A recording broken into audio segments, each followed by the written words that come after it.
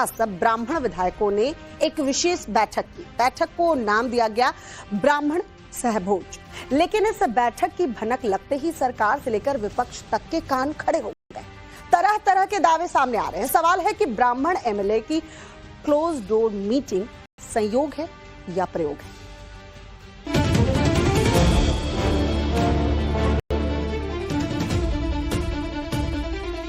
ठाकुर विधायक है, उन्होंने बैठक की थी पिछली बार विधानसभा सत्र के दौरान। इस बार ब्राह्मण विधायकों ने की है, तो इसको इस रूप में देखा जा रहा है। ये पूर्ण रूप से गलत है। पॉलिटिकल बात नहीं हुई क्या? पॉलिटिकल बातें भी हुई इसमें सहभोज में? पॉलिटिकल ये बातें ही है, ये गैर पॉलिटिकल तो है नहीं। अपने क्षेत्र में कोई काम कर नहीं पा रहे हैं, उनकी सुनी नहीं जा रही है, इसलिए वो लोग अपना इकट्ठा होकर के भारतीय जनता पार्टी के मुख्यमंत्री से नाराज हैं। लखनऊ में एक छत के नीचे 40 से अधिक बीजेपी के ब्राह्मण विधायक मिले और लखनऊ से लेकर दिल्ली तक तरह तरह की चर्चाएं शुरू हो गई।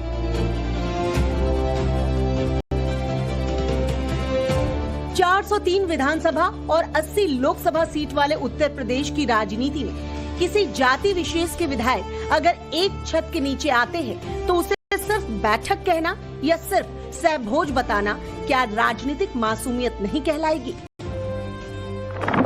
लखनऊ में बीजेपी के ब्राह्मण विधायकों की जुटान भी कुछ ऐसी ही है, जिसे लेकर सत्ता पक्ष कह रहा है कि नॉर्मल मीटिंग थी। बीजेपी के ब्राह्मण विधायक कह रहे सिर्फ सहभोज था, लेकिन सियासत कह रही है कुछ तो है जो दिखाया नहीं जा रहा।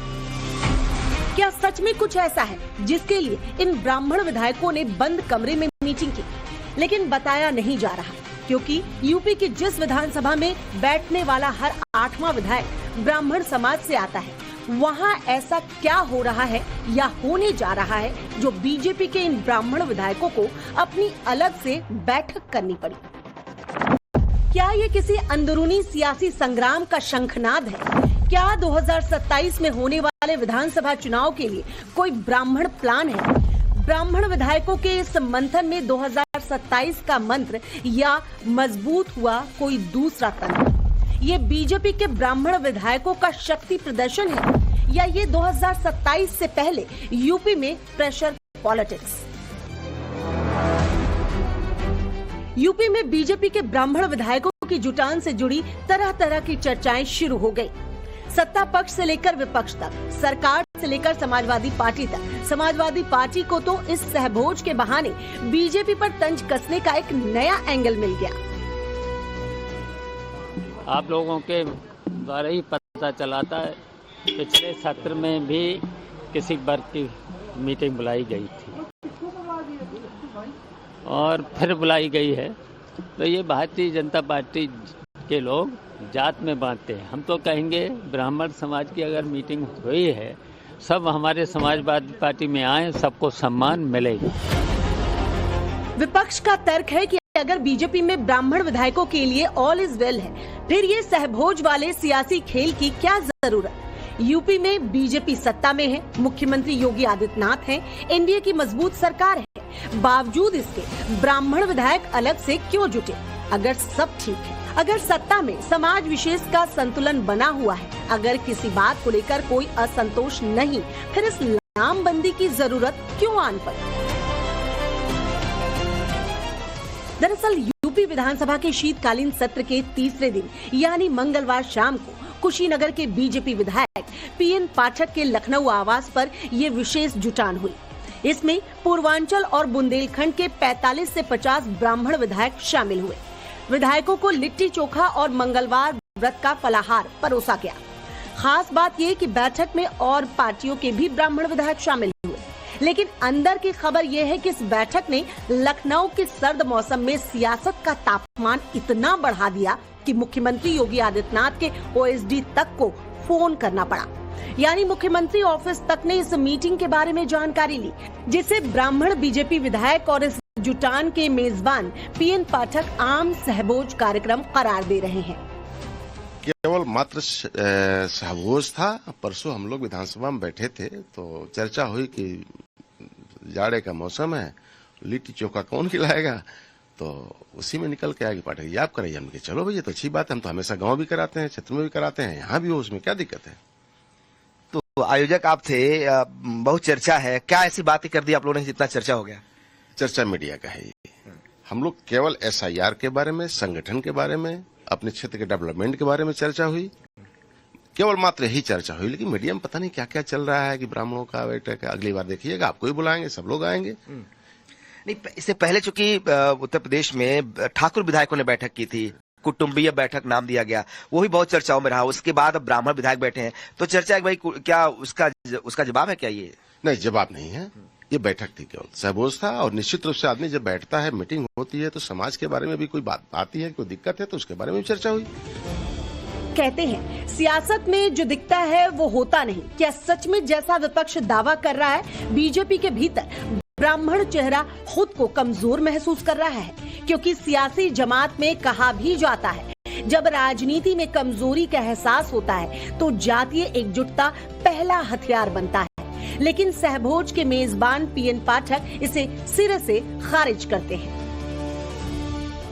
कहा जा रहा है कि जो ब्राह्मण जो वोटर्स हैं या ब्राह्मण जो उत्तर प्रदेश में, उनकी संख्या बल ज्यादा है, 14 से 16% तक मानते हैं लोग, लेकिन उस हिसाब से हिस्सेदारी नहीं मिलती। और दूसरी बड़ी सवाल है कि उनका आवाज, कोई मुखर आवाज उनके लिए नहीं होता। कहीं ब्राह्मणों के साथ कुछ होता है तो उनके नेता नहीं जाते, उनकी आवाज उठाते नहीं, जबकि बाकी समाज के साथ ऐसा होता है तो उनके नेता जाते हैं, आर्थिक मदद करते हैं, सवाल उठाते, उनका जो वो है मुद्दा है उठाते हैं। निश्चित रूप से कल हम लोग बैठे थे, ये भी विषय आया था, और कल ये भी तय हुआ कि कहीं इस तरह के समाज में कोई दिक्कत होती है, उसके प्रति कहीं गलत हो रहा है, तो हम लोग विधायक हैं, क्यों नहीं जाएंगे? जाएंगे हम लोग। बीजेपी विधायकों का कहना है कि ये एक आम मीटिंग थी, लेकिन इसे लेकर अलग अलग दावे सामने आ रहे हैं। क्या ये यूपी बीजेपी के ब्राह्मण विधायकों का सिर्फ सहभोज है या शक्ति प्रदर्शन है? क्या ये चुनाव से पहले कोई विशेष संदेश है या 2027 की तैयारी है? क्योंकि यूपी में विपक्ष दावा कर रहा है कि यूपी की राजनीति में जब बैठक घरों में होने लगे, जब सत्ता पक्ष के विधायक खुद को गिनाने लगे, तो ये सिर्फ सहभोज का कार्यक्रम नहीं रह जाता। इस तरह की बातें होनी नहीं चाहिए, सर्व समाज के लिए काम होने चाहिए, क्योंकि हम लोगों को देश का विकास तभी संभव है, हम जाति धर्म की राजनीति से ऊपर उठ के करेंगे। क्षेत्र में कोई काम कर नहीं पा रहे हैं, उनकी सुनी नहीं जा रही है, इसलिए वो लोग अपना इकट्ठा होकर के भारतीय जनता पार्टी के मुख्यमंत्री से नाराज हैं। मैं तो समझता हूँ कि जो जातिवार लोग विधायक लोग मीटिंगें कर रहे हैं, तो कहीं न कहीं इस बात को उनका दुख होगा, चिंता होगा, खासतौर से ब्राह्मण समाज के। आपने जो कहा, पूरे उत्तर प्रदेश के अंदर 100% वोट देते हैं, और जब नेतृत्व करने की बारी आती है तो उनको मुख्यमंत्री न बना करके ऐसे व्यक्ति को मुख्यमंत्री बना दिया गया जो भारतीय जनता पार्टी के कार्यकर्ता भी कभी नहीं रहे। कुशीनगर से बीजेपी विधायक PN पाठक के घर हुए इस सहभोज में शामिल ब्राह्मण विधायकों ने खलीलाबाद से विधायक अंकुर राज तिवारी थे, बांदा विधायक प्रकाश द्विवेदी, बलरामपुर विधायक काशीनाथ शुक्ल, महोबा विधायक राकेश गोस्वामी, MLC उमेश द्विवेदी, देवरिया से बीजेपी विधायक शलभ मणि त्रिपाठी और मिर्जापुर विधायक रत्नाकर मिश्र के साथ दर्जनों और ब्राह्मण विधायक शामिल हुए। जो ठाकुर विधायक है, उन्होंने बैठक की थी पिछली बार विधानसभा सत्र के दौरान, इस बार ब्राह्मण विधायकों ने की है, तो इसको इस रूप में देखा जा रहा है। ये पूर्ण रूप से गलत है। अपने समाज का बैठक करना चाहिए, समाज का बैठक करके सभी समाज को मुख्य धारा में ले आने का काम करना चाहिए, जो कि हमारे बच्चे संस्कार विहीन न हो, पूर्ण रूप से संस्कारित रहे, माता पिता का सेवा करें और भारत माता के विरोधियों को मतलब पूर्ण रूप से धराशाही करने का काम करें। लेकिन एक सवाल ये भी उठ रहा है जो विपक्ष के ब्राह्मण विद्रोह वाले दावों को धाराशाही करने वाला है। बड़ा सवाल ये कि अगर ये बीजेपी के ब्राह्मण विधायकों की मीटिंग थी, फिर इस मीटिंग में यूपी के डिप्टी CM ब्रजेश पाठक क्यों नहीं शामिल हुए? सूत्रों की माने तो बीजेपी के ब्राह्मण विधायकों के सहभोज में जिन मुख्य बिंदुओं पर चर्चा हुई, उनमें राजनीति में संख्या के आधार पर हिस्सेदारी की बात, एक बड़ा चेहरा जो ब्राह्मणों का बने सर्वमान्य नेता, पिछड़े ब्राह्मणों की मदद के लिए फंड बैंक, ब्राह्मण समाज के प्रभावशाली लोगों को जोड़ने की अपील, ब्यूरोक्रेट, रिटायर्ड जज, वकील, डॉक्टरों को साथ में जोड़ने पर चर्चा। यूपी में ब्राह्मणों की हत्या, नाइंसाफी में परिवार के साथ खड़े होंगे। राज्य में कहीं ब्राह्मणों की मौत तो आर्थिक मदद। साथ ही लखनऊ, भदोही, गोंडा और बहराइच घटना पर चर्चा हुई। यूपी की राजनीति में जाति कभी सिर्फ जाति नहीं होती, वो सत्ता की सीढ़ी मानी जाती है। यही वजह है कि सभी जाति और समाज से जुड़े नेताओं की कोशिश रहती है कि उसकी सीढ़ी में कभी फिसलन न आए। इससे पहले क्षत्रिय विधायकों की मीटिंग हुई थी। 23 दिसंबर को ब्राह्मण विधायकों ने मीटिंग की। 24 दिसंबर को ओबीसी समाज के विधायकों ने बैठक की है। पहले लोध समाज विधायकों की मीटिंग हो चुकी है। कल जो है ब्राह्मण विधायकों की बैठक हुई और आज आप लोग ही बैठने जा रहे हैं। नहीं, देखिए, एक परंपरा रही है, जब विधान परिषद या विधानसभा चलती है तो अपने अपने समाज के साथ लोग बैठते हैं, इसमें कोई बुराई नहीं है। दूसरी बात यह है कि हमारे भी समाज के लोग विधायक हैं, हम लोग भी हैं, हमारे समाज के प्रदेश भर में पूरी तरीके से हैं, तो उनका भी एक होता है कि हमारा जब नेता है तो जरूर एक साथ बैठ के चाय पीना चाहिए, बैठना चाहिए। यही चर्चा पर्चा के लिए बैठक में किया हूँ। सामाजिक मुद्दों पे बात होगी या कुछ और राजनीतिक मुद्दे भी होते हैं? सामाजिक मुद्दे पे, राजनीतिक मुद्दा यही कि जहाँ हम लोग रहें, एक साथ रहें। ऐसे में क्या ये 2027 से पहले प्रेशर पॉलिटिक्स की शुरुआत है? क्या ये सत्ता के साथ साथ 2027 के लिए टिकट में हिस्सेदारी वाली डिमांड का ट्रेलर है? क्योंकि दावे किए जा रहे हैं कि 2027 जैसे जैसे नजदीक आएगा, जातीय समीकरण और तेज होंगे, विधायकों की बैठकों का दौर और रफ्तार पकड़ेगा। 11 अगस्त 2025 को यूपी के ठाकुर यानी क्षत्रिय विधायकों की बैठक हुई थी। लखनऊ के एक होटल में हुई इस बैठक को कुटुंब परिवार का नाम दिया गया था। अब दावे किए जा रहे हैं कि 23 दिसंबर को ब्राह्मण विधायकों की जो मीटिंग हुई है वो ठाकुर कुटुंब के जवाब में है, जिसे ब्राह्मण सहभोज नाम दिया गया। यूपी में ठाकुर बनाम ब्राह्मण की लड़ाई को लेकर तमाम दावे सामने आते रहते हैं, लेकिन गुजरे 11 अगस्त को यूपी विधानमंडल के मॉनसून सत्र का पहला दिन था। शाम ढलते ही लखनऊ के 5 स्टार होटल में बीजेपी के ठाकुर विधायकों की बैठक हुई। इसमें समाजवादी पार्टी के बागी विधायक भी शामिल थे। ठाकुर कुटुंब नाम से हुई इस मीटिंग में यूपी के कुल 49 ठाकुर विधायकों में से करीब 40 विधायक शामिल हुए थे। और अब शीतकालीन सत्र के दौरान ब्राह्मण सहभोज हो गया, लेकिन इस सहभोज के कई सियासी नैरेटिव निकाले जा रहे हैं। क्या ये ब्राह्मणों का शक्ति प्रदर्शन है? ये सहभोज नहीं, सियासी संदेश है। क्या ये टिकट बचाने की सामूहिक कवायद है? क्या सच में बीजेपी के ब्राह्मण विधायकों में योगी सरकार से असंतोष है? क्या संगठन और सरकार में लगातार ब्राह्मणों का कद घटाया जा रहा है? यूपी का सियासी इतिहास गवाह रहा है, ब्राह्मण समाज बीजेपी के परंपरागत वोट बैंक का हिस्सा रहा है। जब यूपी में बीजेपी तीसरे चौथे नंबर की पार्टी रही, तभी से ब्राह्मण समाज का अधिकांश वोट बीजेपी को मिलता आया है। 2022 के यूपी विधानसभा चुनाव में 89% ब्राह्मणों ने बीजेपी को वोट दिए थे, यानी हर 100 में से 89 ब्राह्मण वोटर बीजेपी के कमल पर बटन दबाया था। यूपी के कुल 75 जिलों में से 30 जिलों में ब्राह्मण वोटरों की महत्वपूर्ण भूमिका मानी जाती है।